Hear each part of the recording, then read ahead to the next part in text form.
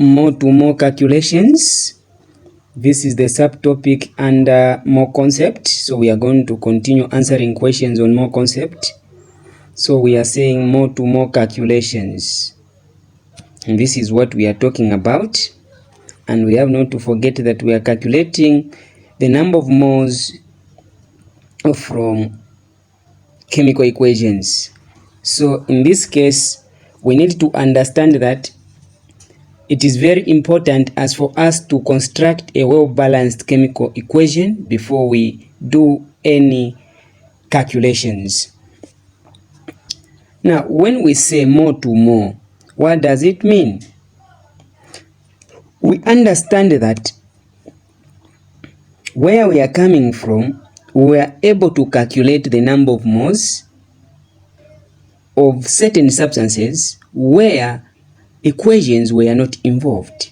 So the same concept where we are using number of moles equals mass given over molar mass, this equation is still important even when we are calculating the number of moles from chemical equations. For example, since we are going to be using mole ratio, in equation we will find that one quantity or one of the reagents in equation will be given the number of moles and will be questioned to find the number of moles of the other reagent or product. For example, the question reads, how many moles of chlorine are required to react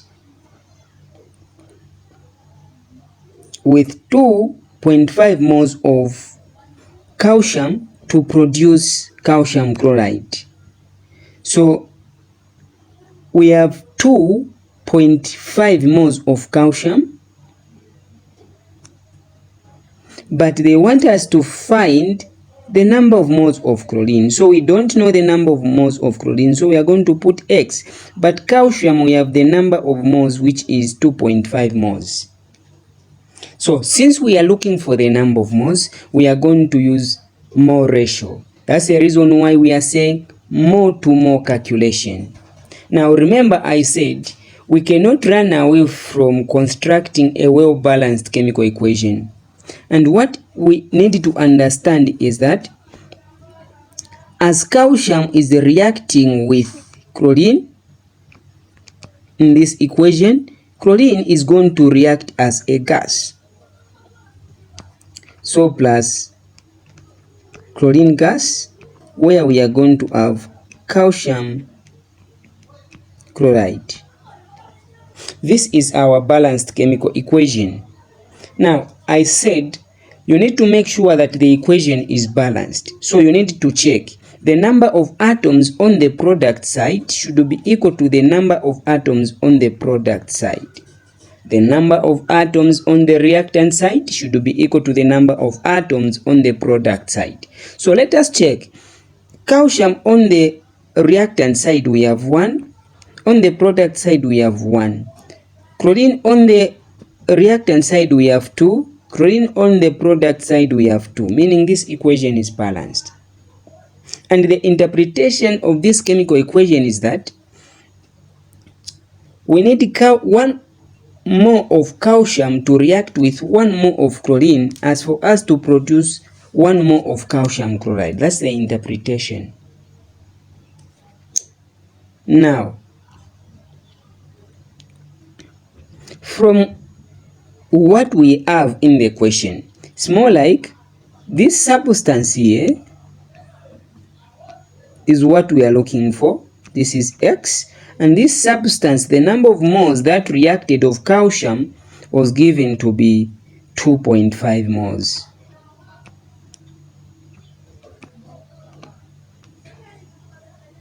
How are we going to calculate? Definitely, my dear learners, we use what we have to get what we want. So what we have from the chemical equation, we have calcium to chlorine.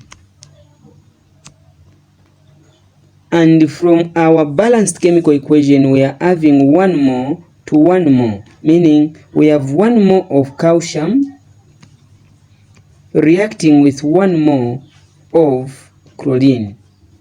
What if we react 2.5 moles of calcium?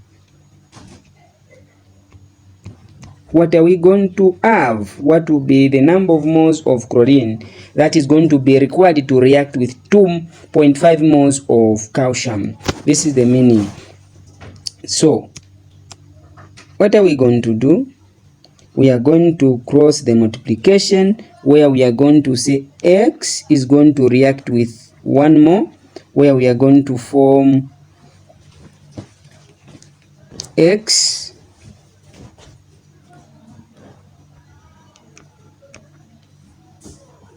mole, which is equal to, then we'll say 2.5 moles times 1 mole, we are going to get 2.5 mole squared.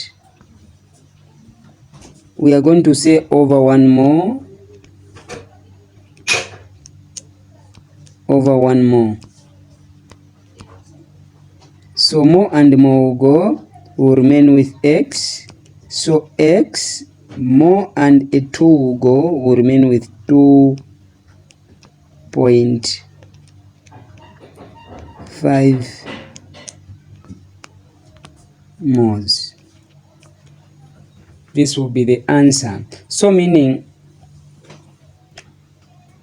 if we have 2.5 moles of calcium, we definitely need 2.5 moles of chlorine.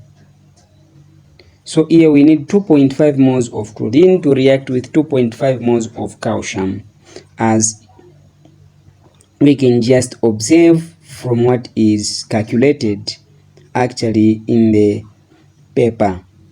So we are saying here we have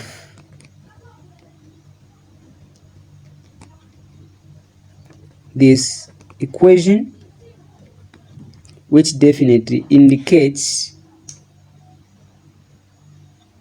the same calculation we have just gone through. So this is the correct answer as it can be observed there. We go to question 2.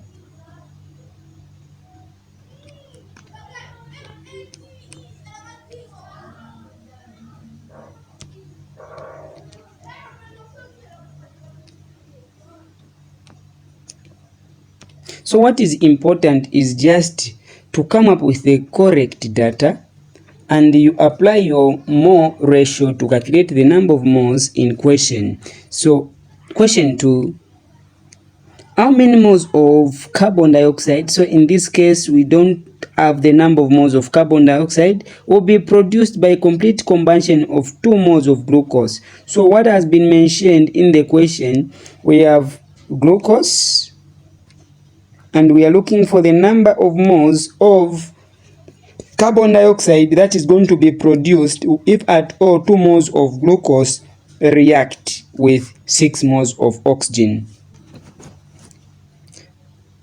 From the equation, we understand that glucose, we just have 1 mole of glucose. We have 1 mole of glucose.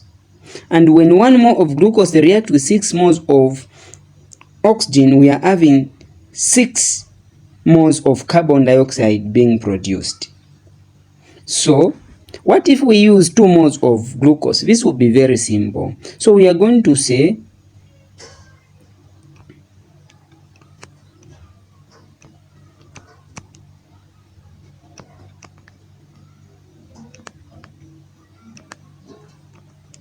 to carbon dioxide.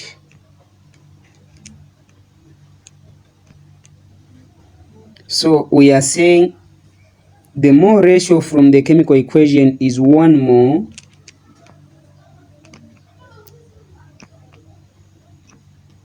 to 6 moles.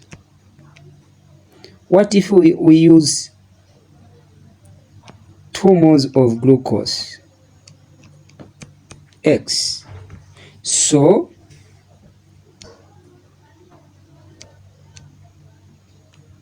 what are we going to do now?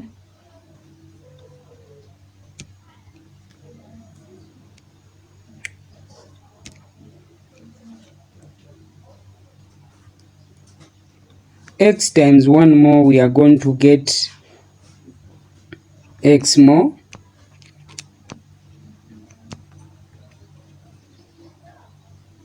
equals 2 moles times 6 moles, we are going to get 12 moles squared. So over 1 more over 1 more, so x equals a mole and 2 will go, so we remain with 12 moles.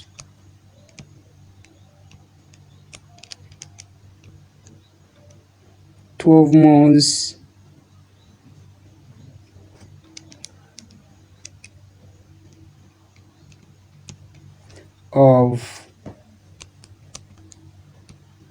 carbon dioxide.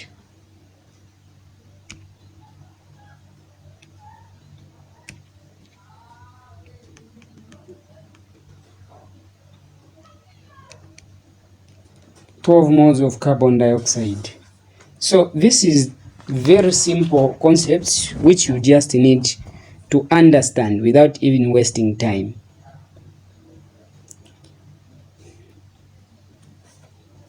And then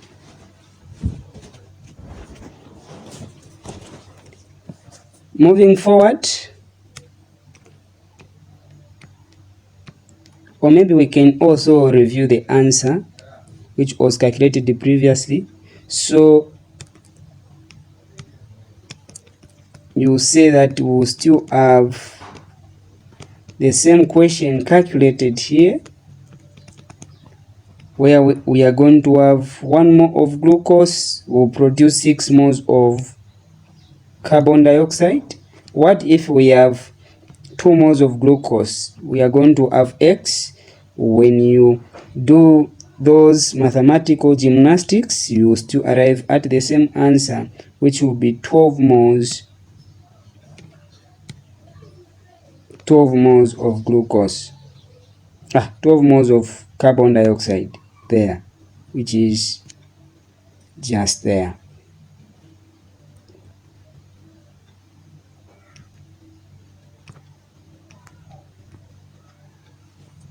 An exercise. I am not likely to answer this exercise, but I will definitely leave you with the correct answers, which when you calculate, you still arrive at the correct answer. So for the first question, where we are looking for the number of moles of ammonia, when you calculate the number of moles of ammonia, you should arrive at the answer 16 moles of ammonia. 16 moles of ammonia. And for question 2, when you calculate this question, you should arrive at 5.4 moles of oxygen. So these are the expected answers. So as you can see, I am taking just my time, just trying to revise this, because I understand most of you know these things. But don't forget to understand the concept. No matter how easy some questions may be, you need to understand the questions before you answer them. As at now, I'll say goodbye. Make sure that you revise. Remember, revise to be wise, otherwise no rise.